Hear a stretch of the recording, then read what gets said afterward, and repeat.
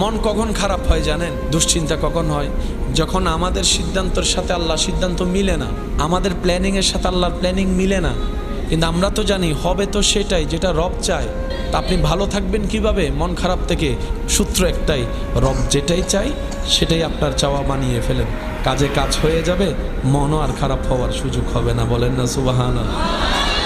রব আপনার তকদিরে লিখে রেখেছেন সেই স্ত্রী যার বাড়ি হবে অমুক জায়গায়, আর আপনি এখানে একজনের ডিস্টার্ব করে করে পাগল করে ফেলতেছেন। আল্লাহ আপনার রিজিকের ব্যবস্থা রেখেছেন অমুক জায়গার দোকানে, আপনি আমি ভিসার জন্য পাগল হয়ে যাচ্ছি বাইরে। সেজন্য আমরা জানবো কিভাবে, বুঝবো কিভাবে?